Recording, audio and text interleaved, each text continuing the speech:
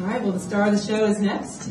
Her name is Tia, and she is our Dynamite president of our nonprofit. She's been away this whole year, learning even more about permaculture, so that's about all I can really say. I'm going to give the mic to Tia, so come on up and take it away. Aloha!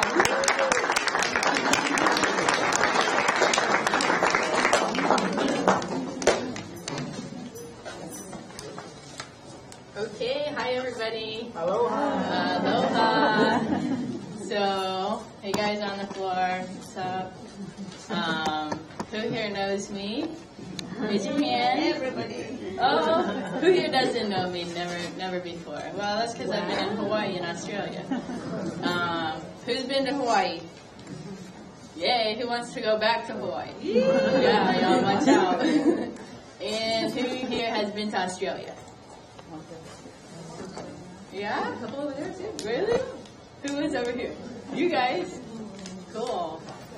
Australia's really big. That place is like crazy. But I'm here to tell you about my latest adventures. So I've been gone since January 15th. Been traveling around the world, surfing some waves, playing with some plants, enjoying the life. This didn't come from Hawaii, but like passion fruit, that's a little Hawaii love for you. Who here is growing passion fruit? We got a couple. This grows in Florida. This is grown on our econ farm in East Orlando, so check it out, right? So anyway, today I'm just going to tell you a little bit about my travels and kind of with a permaculture focus, because a big part of my trip was to study permaculture and visit different permaculture sites and farms, and I worked as a farmer and permaculture consultant in Hawaii at the place I'll tell you about up here. So who here knows what permaculture is? Maybe half the people, huh? Well, who wants to explain what permaculture is to the people who don't know? What is it? Nobody knows? Well, my definition is it's a design for sustainable living. So more than gardening, integrates, rainwater catchment, solar panels, basically all of your needs to live sustainably. And Bill Mollison, who's the founder of permaculture, he's on the back of this book here with his horse. So he's all about, people just being self-reliant, and he says all the world's problems can be solved in a garden. Because if everybody grows their own garden in their little backyard and they're, taking care of the land, then you're not driving anywhere, you're not shipping food in from Costa Rica, you're not using any pesticides or fertilizers because you're using a holistic, composting waste system, and you're basically living sustainably and lessening your footprint on the land. So that's the simple version of it. This book is huge if you guys look through this, with a lot of really complicated stuff like how to build gray water system and do earthworks with berms and swales and stuff. But it all gets back to how do we provide for all of our needs on a small scale, whether it be our home or our city or our state or anything like that. So let me grab my magic clicker over here. But anyway, here's Hawaii right there. So why did I want to go to Hawaii? Well, tropical climate, surfing, snorkeling, coconuts, white sandy beaches, shooting stars. A lot of my friends live there. Like one of my best friends who I went to college with at UCF, she lives out there, and so that's really cool. And work on a farm, see dolphins, whales, all that good stuff. Paradise, truly. So here's the Hawaiian Islands. There's a lot of them. I was on Oahu for the most part, but they're all beautiful in their own ways, and all very magical. So here's the island of Oahu, and I was right up here by Waimea Bay. And that part is called the North Shore. Yeah. As they call the country. So Honolulu is like down here, and that's town. And then this is the country, the North Shore. So they got the surfboard, TNC surfboards, Town and Country. So, because in the wintertime, the surf is good on the North Shore, and then in the summertime, it's good on the South Shore. So people drive back and forth. It's about an hour drive. There is quite a lot of traffic on Oahu, so you want to avoid rush hour traffic times. So here's Pipeline. The farm that I was working at is called Waihuana Farm, and it is walking distance from Pipeline. Basically, you go down the driveway, down the mountain, and it's 1 block over. And this is for real. Like, the people are standing on the beach. The wave is breaking right there. In the peak of the winter swell, there could be like 25-foot waves, like you see there. And people just get in gnarly barrels and, you know. I didn't surf that. I'm not that good. I only go out when it's like head high or so. But this is like world famous. It's like Hollywood. Like, all these people are trying to look good, and all the girls in the bikinis and everything. Photographers with these like huge long, you know, cameras. So, pretty famous spot. People come from all over the world to get there. So Hawaii is like really sacred. They have a really deep culture and spiritual beliefs. So some of their values and ethics are very similar to the permaculture ethics. Earth care, people care, fair share. They have aloha, you know, which literally means like sharing your breath with somebody else. And that's like, we're all connected. We're all humans, you know, we're all connected in that way. Malama can be like earth care. That people say malama aina, and that's to take care of the earth. And like, not just like any old earth, but like the land, like the cultivated land that you're working and growing your food off of, because that's really important for our needs. And they recognized, being on a little island, that it had to be sustainable and grow all the food they needed and take care of the earth, and they're not polluting the water because that's the only water they have, and you know, the other islands are pretty far away. And then kapu, you'll see that sign a lot, you know, where it's like no trespassing. It'll be like kapu. But that also is kind of like putting control or limiting on resources. And like Bill Mollison in his permaculture designer's manual talks about like putting limits on, you know, consumption, even putting limits on population, because in Hawaii they have like fish seasons. So if it's like spawning for one fish during the season, they might have kapu on no harvesting these fish right now to let them do their thing and get to their good numbers, and then you can fish them later. You know, so it's keeping everything in balance. And then the last one, which, you know, is really connects with me a lot, is the kuleana. And that's the personal responsibility that each of us have to uphold these ethics, you know, of earth care and people care. Like, if you see a piece of trash on the ground, you see it, it's your responsibility to pick it up and keep the beach clean, or, you know, in your garden or whatever.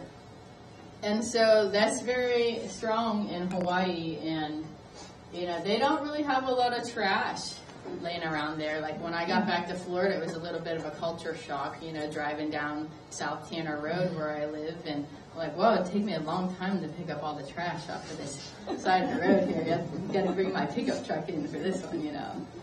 So if everybody did that, if everybody picked up one piece of trash a day, you know, everybody did that every day, then the world would be a lot cleaner place. So it's all about the ethics. So here's some Hawaiian natives.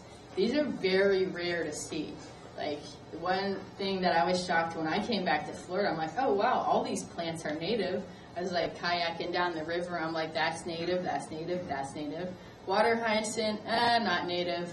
But it was like 90% of the plants were native here in Florida, and you know, we have a little bit of exotics and stuff. But in Hawaii, the environment has kind of been changed. The landscaping has been changed so much from back when it was all native that it's really rare to see native plants.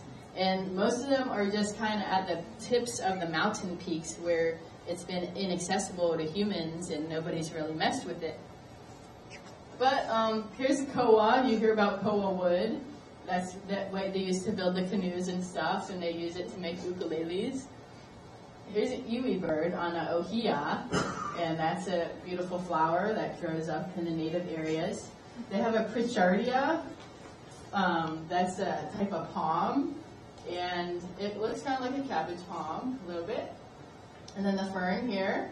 So, but down by the beaches and stuff, by like the surf breaks and in Honolulu, most of the plants are, landscape plants like we would consider like plumerias, and coconuts are not native, and bougainvillea, things like that.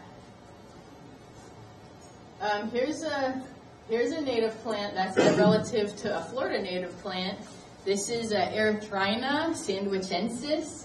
And whenever you see this abbreviation on the back of a plant name and the species name, that means it's from Hawaii. Because Hawaii was, they got this name from the Earl sandwichensis, or some famous guy. And so that name stuck. And the same thing with Australia. You see like something Australis, and that means it's from Australia. But this is related to the coral bean that we have here. Is anybody growing coral bean? No, first of all, it's native in the woods. Yes, yeah, it's native, and it's a good plant to grow. I have some on our property. So a lot of the food plants on Hawaii were not native, and they came on canoes. The Polynesians brought them over on these canoes, these like outrigger canoes. And that includes kava, the gourd ipu, the taro, and tea plants, which they use for like goat fodder and stuff. They make leis out of it. Kukui, which is the candle nut. It has really high oil content for burning. Banana, coconut, sweet potato, and the ulu or breadfruit are, just some of the canoe plants. There were about 30 in total, but these are some of my favorites that I mentioned here. And so they would just bring, little cuttings or root pieces or like a little banana root division on the boat for like 30 days and then plant it, because they were like, hey, we need some food because all these native plants, there's nothing to eat here. So this is what a staple Hawaiian diet, for the old Hawaiians or people like me who want to live sustainably, this is what you eat, all these kind of crops.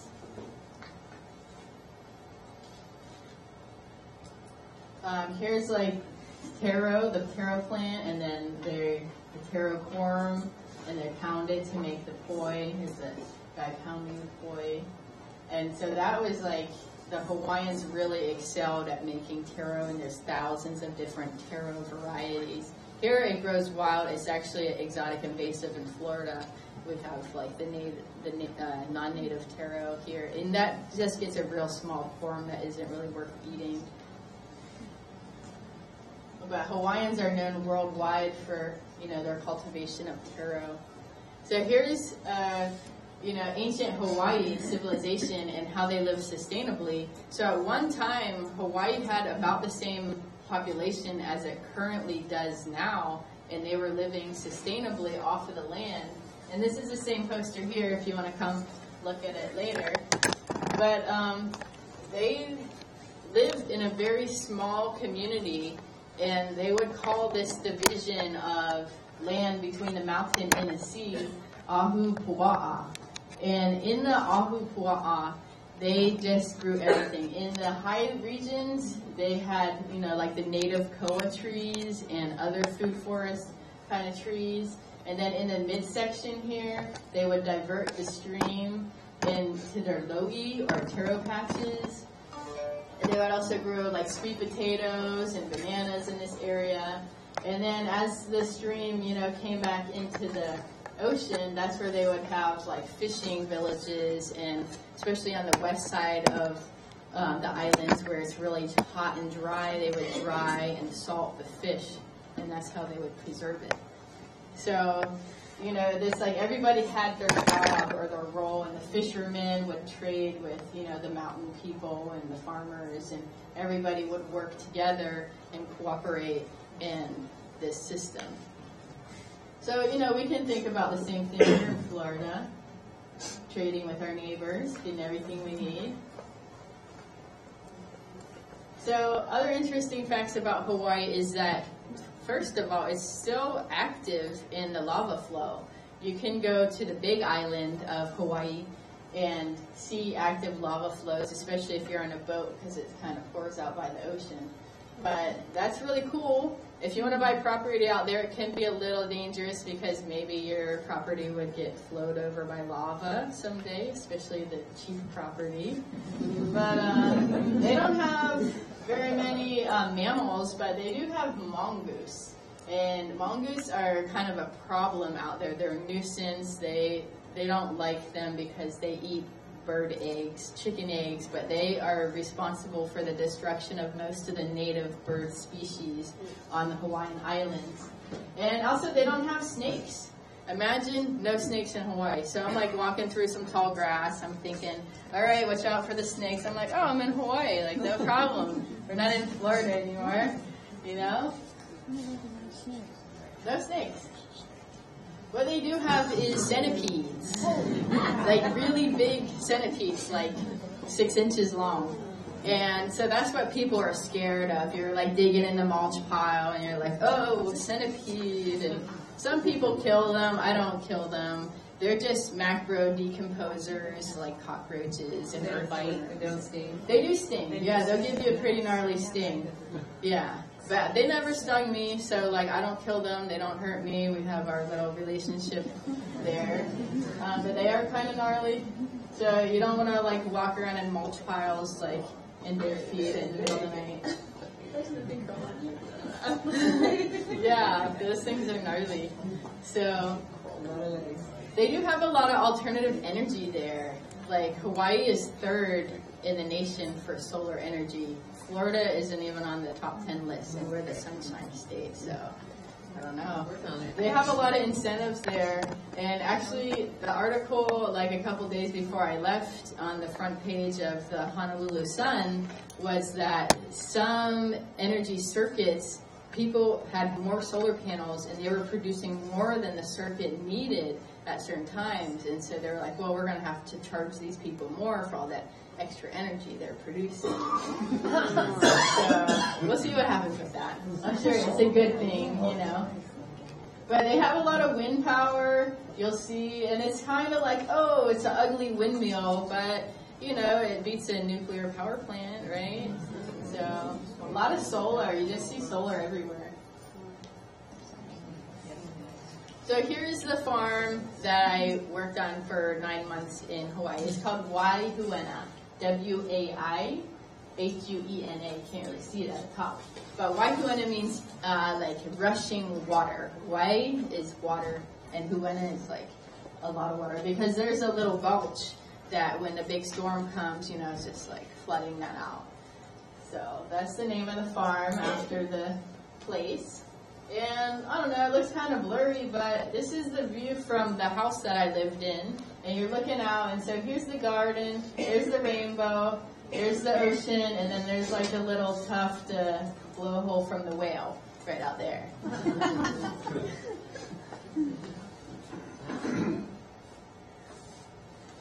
me see, come on. Did you know there was a whale out there, and then you try to get the picture? The picture never shows up with a whale in it, but you can see it with your eyes. Yeah. Okay, so here's Melly. That's the farm owner, Meliana Judd. And the Judds are a really famous, family in Hawaii. Hawaii's very, political. There's the Morgan family and the Judd family. And, we have our own families here. But she's super cool. She's like the Tia Meer of Oahu in some respects, And she has this farm with her family. There's me and her on the beach together. And she's involved in the local food policy council and, getting Jack Johnson to play at the food summit and things like that.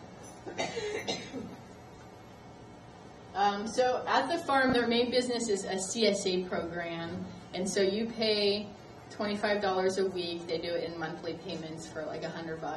And you get a little basket of, food worth about $25. And so every Monday we would just harvest, starting at, 7 in the morning, harvest everything that was to pick in the garden, and then divide it among 20 members, 20 shares, and everybody would get, some eggplant and some winged beans and green beans and tomatoes and kale and Swiss chard and other things like that. We would include some fruits like bananas, papayas, lilacois, coconuts. We would do once or twice a month. So my agreement with the farm, I was going to stay there for this length of time. We did a monthly educational workshop while I was there. So we did organic gardening, we did a bamboo workshop, we did a composting workshop, and a couple others.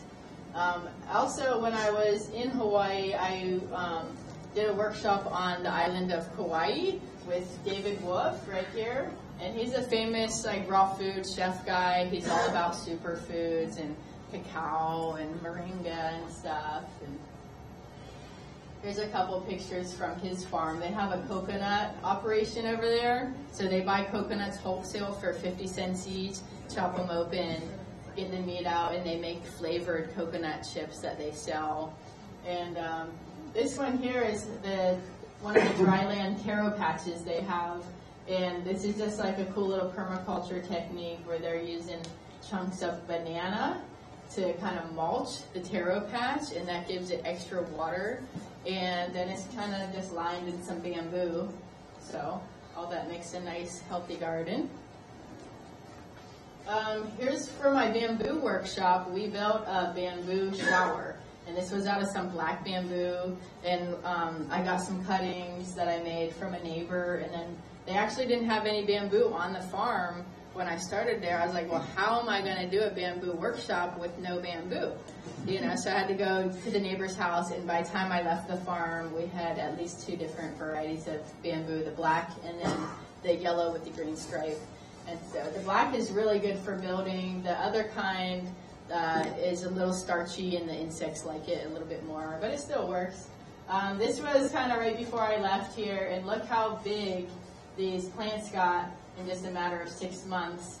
So the bamboo shower, right where that guy is standing is a pit that we dug, and then this is all mounded up with bananas and cassava and some sweet potatoes in it. And so all the water from the shower, gets into that pit, and the plants just love it and grew like crazy.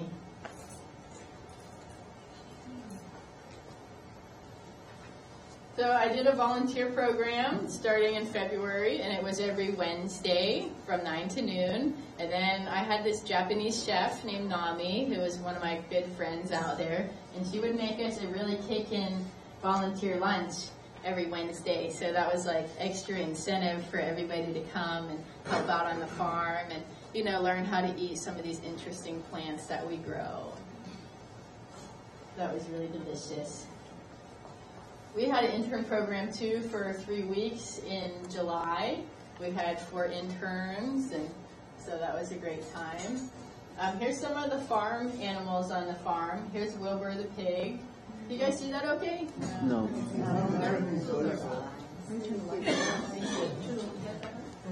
They said turn it off. Oh, that one? Oh, no, that one. That one. A little better. I don't know. Wilbur the pig, still a little blurry or whatever.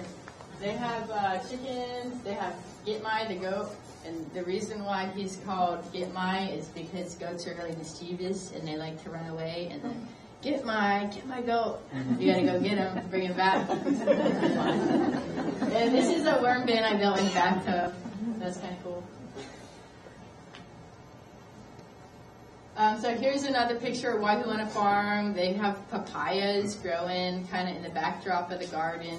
In the tropics, it's kind of hot and sunny all year round, so it's not bad to have a little shade. And papayas are kind of small and short-lived, so it's not like planting a mango tree in the middle of the garden.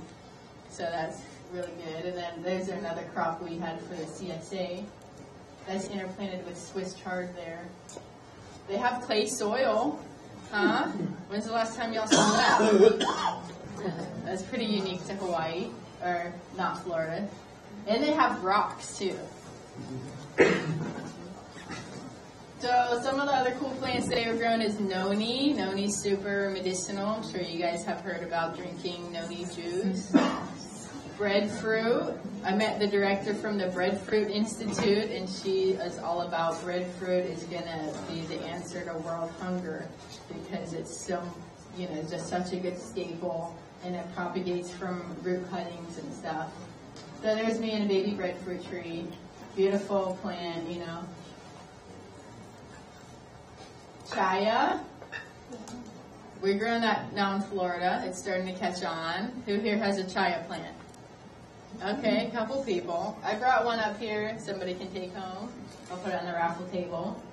You don't want to eat it raw, but it's really great to eat in a soup or a stir fry. You want to cook it for 20 minutes. This is one of my favorite mac nuts. You kind of need a really strong opener to crack them open, but you can buy one of those for like $75 and then, be sustainable in your nut and protein.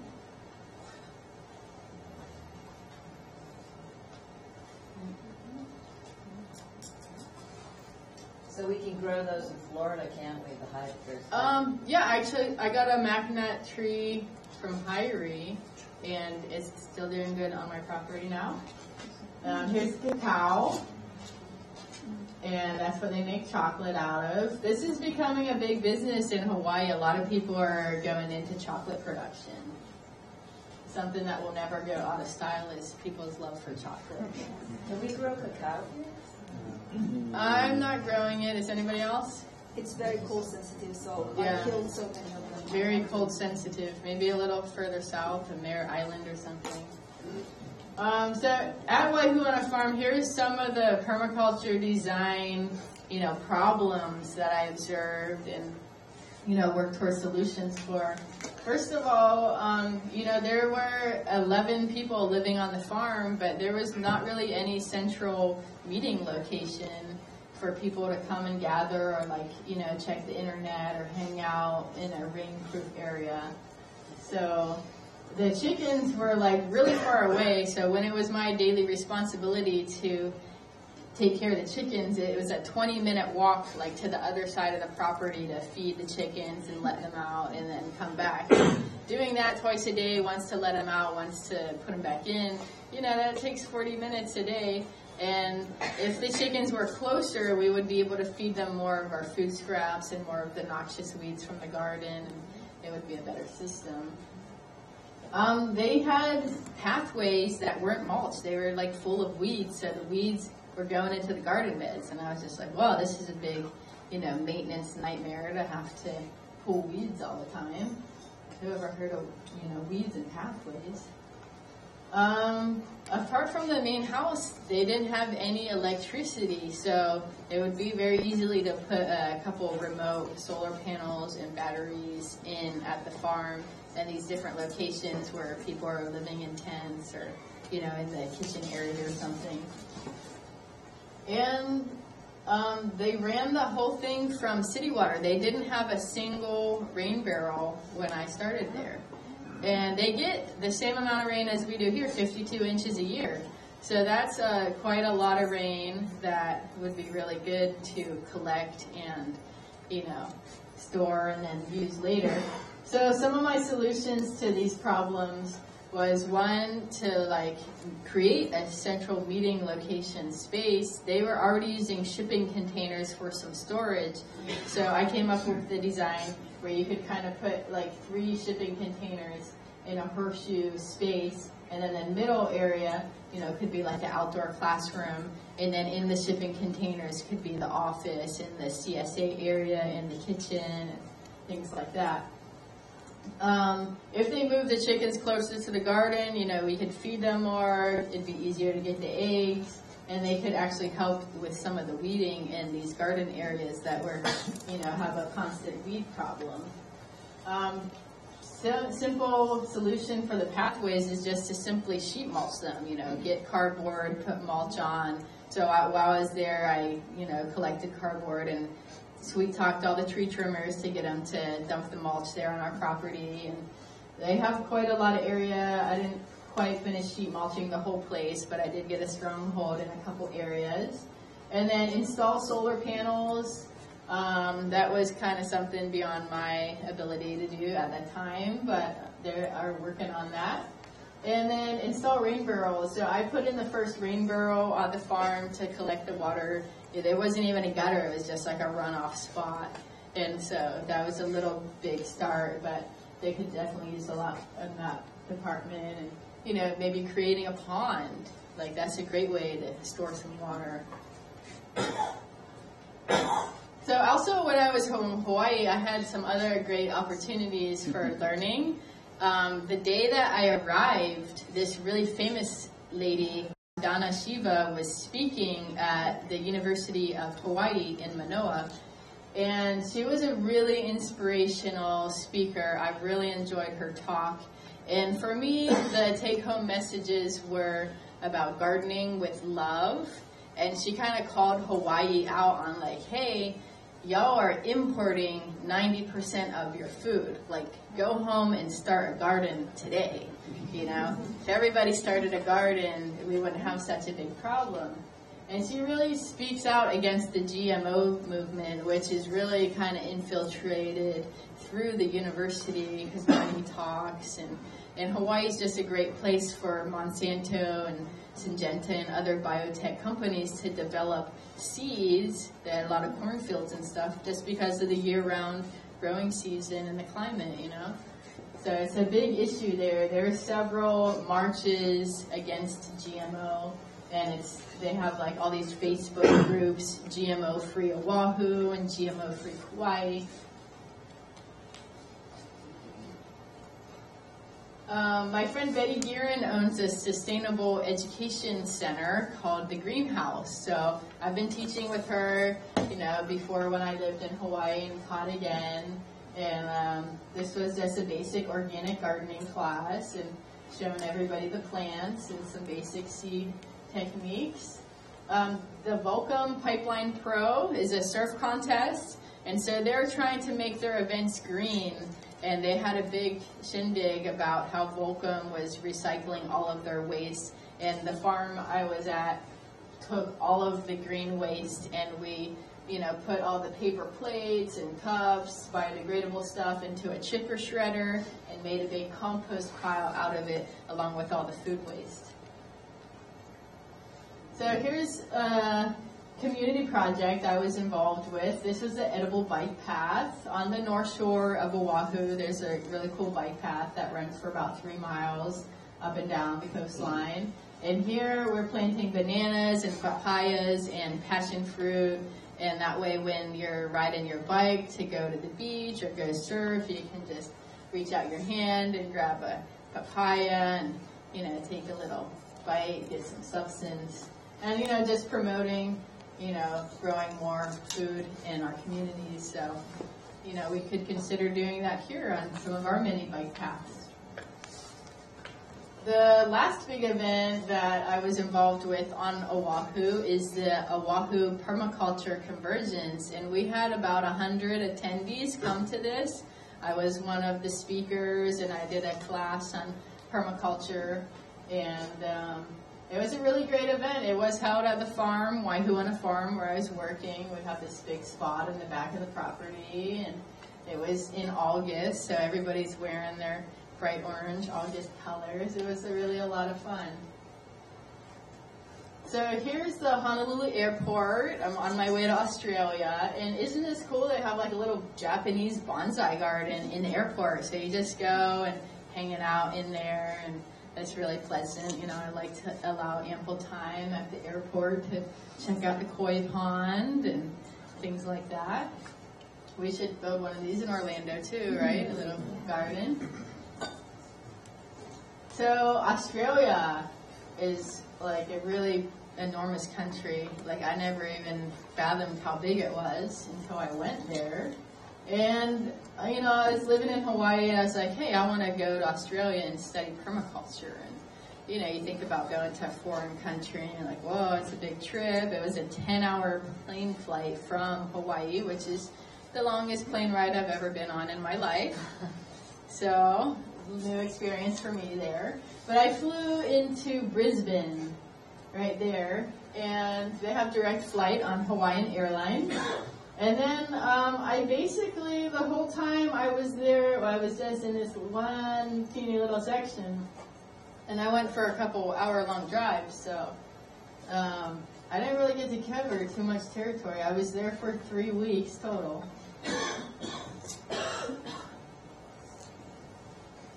So I was in like the state or province of New South Wales. And here's Brisbane, that's where the international airport is, basically just right here along the Gold Coast. And I was staying in a small town named Mullumbimby, which is near Byron Bay. And Lismore, that's where Jeff Lawton, the Permaculture Research Institute of Australia, is located right outside of Lismore in a really small town called the Channon. So here's my travel buddy, Tom, and he's a permaculturalist and surfer from Hawaii. And he happened to know some people who lived right there where I was happening to go. So he's like, yo, I'll come along to Australia. It's lots of fun.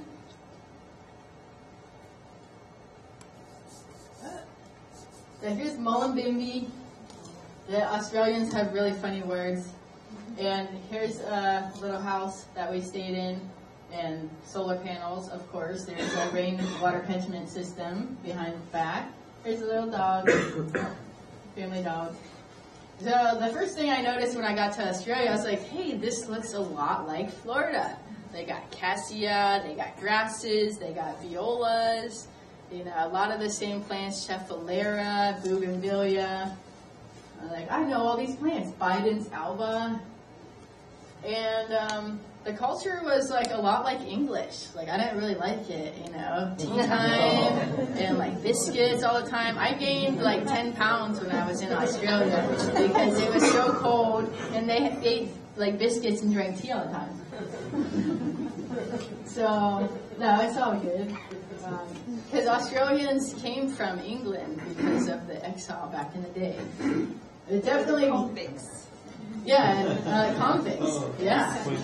Right. So that was like a good thing because the people who ended up in Australia, they're like, this is great. We got warm weather, beaches. Where I was staying, it was about the latitude of like Daytona Beach.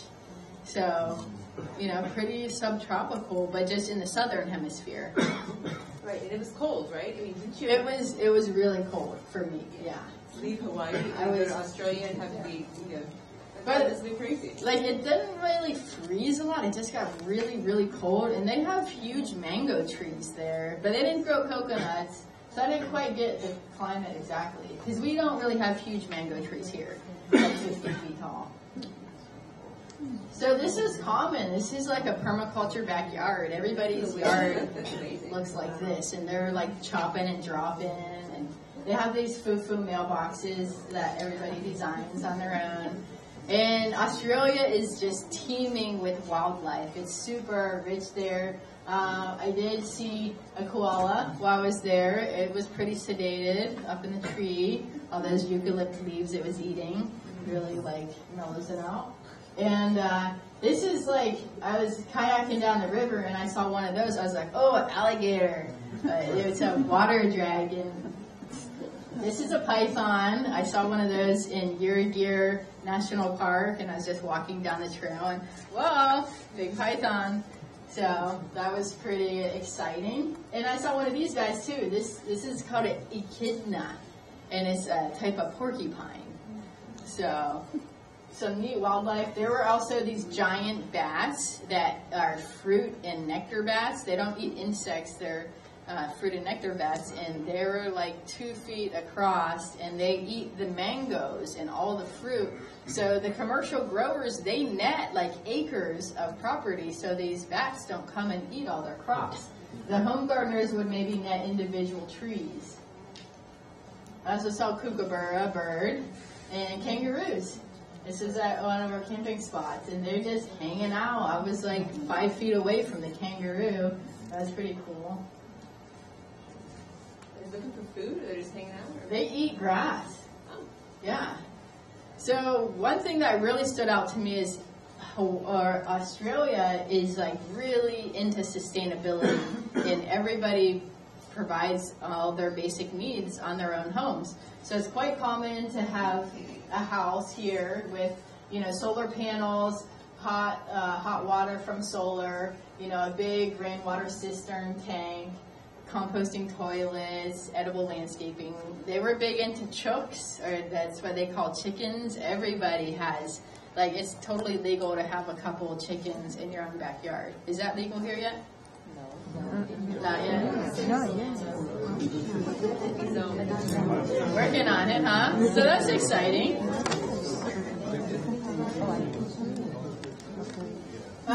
Here's some really interesting plants like this grass tree. So this is like cabbage palm meets longleaf pine, and they're fire retardant. This was up in a forest in a national park, and they're pretty cool looking. I was like, wow, what is that? And I looked it up botanically, and it's some weird scientific name like xanthophyllum or something, and it's not in families with grasses or pine trees. Does it grow here? I don't think it grows here. I've never seen it. So here's a gumboot tree. Yeah, gumboots. Eucalypt, there are many hundreds of species of eucalypt, and they have the bloody bark eucalypt and the squiggly bark eucalypt. The Eucalyptus gigantea is actually the largest flowering plant in the world. So it's not the largest tree in the world because bald cypress and redwoods, get larger, but this is the largest flowering plant in the world because it's not like a gymnosperm. So tons of eucalypts. I just got to identify a couple. So this brings us to the Permaculture Research Institute of Australia, and this was my main reason for going on the trip. I wanted to go to Australia to study permaculture because that's where it was from, and that's where everybody talks about permaculture from. And so I stayed at the Permaculture Research Institute for about a week, and I got certified as an official permaculture teacher by Jeff Lawton. So I'm now certified under the PRI Australia. And he had a very kind of plain classroom, and he really focused on permaculture theory and presentation. And he's an excellent teacher and illustrator. I learned a lot from him and from my other classmates who are all from all over the world, including Turkey and Canada, one guy from Australia, another 2 guys from the States, and then one guy from Iran. So it was quite a mix. Here at his farm, they're doing composting toilets. They have lots of bamboo, just tons of bamboo, especially on the property borders. What are they doing with the bamboo? They're using the bamboo for building, mostly. Yeah. And they have a rocket stove. They use the bamboo for firewood. Is it all clumping bamboo? It is all clumping bamboo, yes. All the bamboo I saw there was clumping. Thank God. So, he has a solar panel. This looks like Jonathan's unit, huh? That looks like yours. A nice little ground unit. And battery banks. These are funny looking batteries. So here they're doing a chop and drop technique in the food forest. You guys know that plant right there? Loquat. See, just like Florida. Felt so at home. So here they just let everything grow, for a couple months, and then they come and chop it with grass knives or machete and pile it around the base of the good trees like mulberries or guavas or mangoes or the stuff they want to grow. So it's kind of like slow release fertilizer and mulch. And then this is the main crop part of the garden. And so they grow in rows here. And that's barley. They do potatoes, sweet potatoes. They were growing some beans, corn.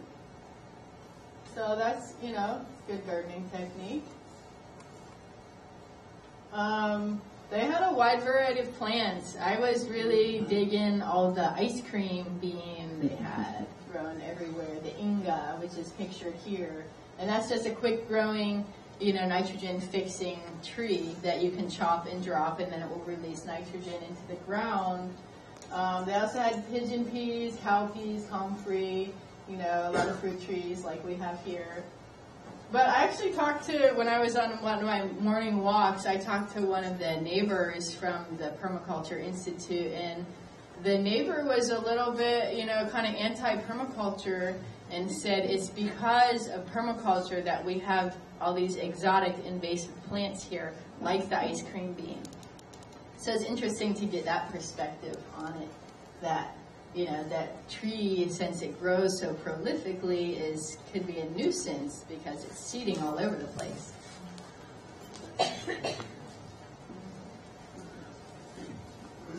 So some of my favorite takeaways from Jeff Lawton's farm is his chicken tractor, which he has on a portable trailer, and there's solar panels on the top. Here's the batteries. So at night they just close it up, and then about once a month, once every other month, 2 months, they just take down this electric fence, they pull it, 50 feet that way, they put back up the electric fence, and then they let the chickens out, and then they can, scratch up and tear up the area. So right after the chickens are done in an area, they plant the fruit trees, they plant support plants like pigeon pea, and then they cover the rest of the ground with hay and other, cover crops like the cowpea. And then that's the beginning of the fruit forest. Another thing that I was really impressed with was the earthworks. This is the jelly bean pond, and that's at the very high rise of his property. And all of the earthworks are connected with berms and swales. So this high pond goes into a lower pond, and then into a lower pond, and then into a lower pond. And then at the very lowest pond, they have a pump, a solar pump, that will pump the water back up into the high pond. So it's all can be gravity fed if needed. The fence is to protect the chickens, really, not to keep them in, right? No, it's to keep them in. Yeah. I'm sorry. They keep them in contained. Yeah. Okay, but it's not to protect them from predators? I think it's more to keep them in, but maybe it helps protect them too. So here's the next permaculture site that I visited. This is Jangbang Gardens. And this was started by a famous woman in permaculture named Robin Francis. And she's been doing permaculture for, at least 20, 30 years. And she had a really cool farm. She just calls it a garden. But she had a lot of great permaculture concepts, a lot of the same stuff. So here they have an octagonal classroom. And that was a really unique design. It's kind of like a dome or a gourd or something like that. But it was really big, and it had a little library in it and some nice windows and sliding glass door on each side. So they do PDCs out there, permaculture design courses, and then you can sign up to be a permaculture intern for a 2-year program. And they're associated with the Permaculture College of Australia. And I didn't take a class with Robin Francis, but Janelle, who I did take a class with, she was really super knowledgeable. And then I was also teaching her some plants too that she didn't know, because I'm just a botany geek like that. And I was like, oh, I know that plant. We have that in Florida. And here's just one of their signs. They have really artistic stuff. Here's their bamboo. I think that was a dendrocalamus bamboo. I'm not sure. I didn't exactly key it out, but it was freaking huge. And here's a bamboo building, bamboo structure they made out of bamboo. That's very nice. They have a nice concrete foundation footer for it. So they're doing a lot of bamboo works Here's a duck-billed platypus. I didn't see one of those, but it looks really cool on this rainwater cistern they have. And they had many rainwater cisterns. And then they had to create a wetlands area also to catch like the gray water and filter it out. Here's a keyhole garden. So you walk down the middle right here, and that enables you to take care of all the remainder of the bed space here. So this is a space-saving technique that's often used in permaculture. And like they're growing the same stuff we have here, curly kale, that's some sorrel, I know Tom Carey grows some of that. And they're lining everything with comfrey, some onions, some other stuff. Here's a spiral herb garden made with rocks. So it kind of comes up and like that, and that's another space-saving technique. They had a really cool system, and they had their duck pen in their orchard. So their entire orchard, maybe an area of like 100 feet by 40 feet, was all fenced in. Ducks can't fly, so you only have to have the fence about 4 or 5 feet high.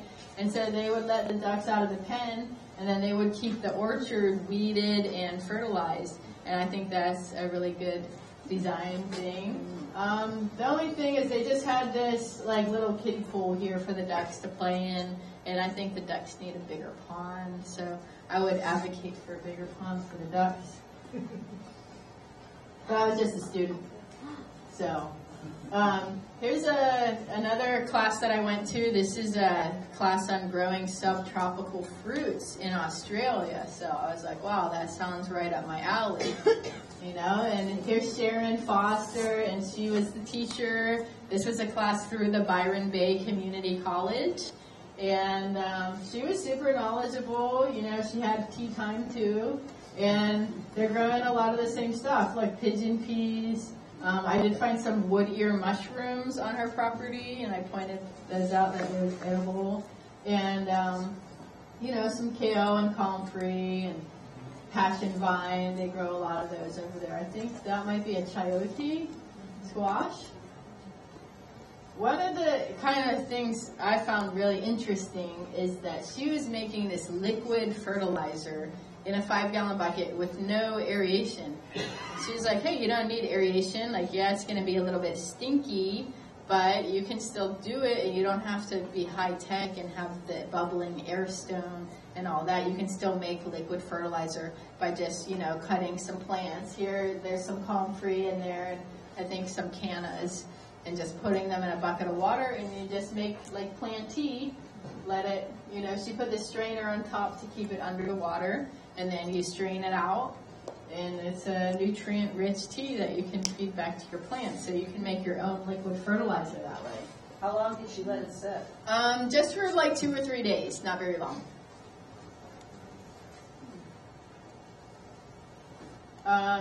So this was the Mullumbimby Community Garden, and this was like my favorite place, I think, because they had so much going on. And I'm involved with a lot of community gardens here in Orlando and Winter Park, and we have very boring gardens here compared to what they have in Australia. So I was like, wow, this is really cool. I'm taking like 50 pictures here. I only included like 10 or so in the slideshow, but so they have this fence, and here's the comfrey. And so they use comfrey a lot of comfrey all over the place. It makes a really good border plant, and then you can chop and drop it to help fertilize the plants around it. They had several different sections of the garden. Right here is, you know, assigned for private allotments. So you lease something, you know, it's super cheap, like $10 a year, and then you get your own little spot to garden. This community garden was about 7.5 acres big. It was huge. Lots of artwork. Here's a rainwater catchment tank. Some really cool artwork. And they have several of those in the garden. They had a whole area about the size of our community gardens here, like 90 by 50, just for the children's garden, where they had sensory garden. They had this huge sandbox with all these toys in them, and it was at the very center of the whole community garden. So I was like, that makes a lot of sense. You drop your kids off here, you go over here to your little plot, you keep an eye on the kids, you know, you can do your thing while watching them. They had a playground there, a little jungle gym. They had a cob oven, so they would have like pizza parties, and they had a whole kitchen area that was covered. And then they had their own yoga platform here, which is about 20 by 20. So you could go to the community garden and take a yoga class. Wouldn't that be cool?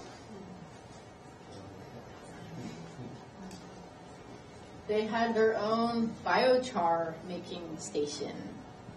And that's like, wow, biochar in a community garden. So it's covered up here. You can't really see it, but what it is a barrel, and then there's another barrel that goes on top, and so you make the fire here, and then you kind of smother it out and let it sit until it's like kind of black charcoal, and then you let it cool down, and you can inoculate it with microorganisms, and then bury it in your garden, and it's a really slow, long-term fertilizer and, life in your garden with biochar. So, this was super cool. They had his and hers composting toilets, and it was legal. Okay, so this is Adam and Eve, his and hers, and look how big they are. They're like 10 square feet. And so this like drops down in the back, and then you can harvest the compost in the back, and then bring it up into, the garden or the orchard. So I thought that was really cool. So here's some other adventures that I did while I was in Australia. Although most of my time I was studying permaculture, and I took at least 150 pages of notes, and I was getting all the scientific names of the plants. I can share with you guys if you're interested in any of that. But, I went to the rainforest, the Lismore Botanical Rainforest. I went to the Eucalypt Forest. I went to a couple of national parks. Participated in this race, the Mullum to Brunswick paddle, where me and my buddy Tom, we took this 2-man kayak and kayaked down the river. And that was a great fun on the water. And it looks, a lot like Florida, kind of black, tannic water and kind of flat, a little mountainous, really beautiful. So it was a really great time in Australia. If I go back, I want to go not in the wintertime, like their wintertime, which is opposite than ours. So, notes for the future. I'm going back there in the summer, and I want to go further north, like to the Great Barrier Reef, because it's more tropical up there, and they might grow coconuts and maybe better snorkeling. So they did have nice ocean here. I caught some surf in Byron Bay, and that was a funky little town. They had a drum circle every night at sunset. That was a lot of fun. So we'll see. Maybe I'll make it back to Australia. Definitely lots more to learn. So, I'm back here. I'm right here in Florida right now. And I got a busy schedule this fall. People been like booking me up all summer. And I'm like, well, I can't do it till September. And so they got me booked like almost every weekend. This weekend I'm going to be at the Winter Park Presbyterian Community Garden on Saturday. I'm going to be at the Apopka Community Garden on Sunday, teaching gardening workshops. I started my fall internship program today at the farm, so I'm still accepting more people if you're interested in learning gardening with me out on the east side of Orlando at the Econ Farm. Thanks, Sheila. You can come out there. And it's every Wednesday from 9 to noon. I'm looking for another Japanese chef to cook lunch for everybody on Wednesdays. If you know anybody, other ethnicities are fine too. You have to know how to cook with moringa and chaya, or we can teach you too. And what else am I doing? Oh, every Thursday I'm at the Winter Park Urban Farm, and we changed our format there a little bit. Now every Thursday is open for people to come by and visit. So if you want to check out that project, our strategy for the fall is more production farming to train farmers how to grow, a lot of greens and stuff that restaurants might want to buy. So it's a cool thing. They're going to be doing similar stuff at the East End Market.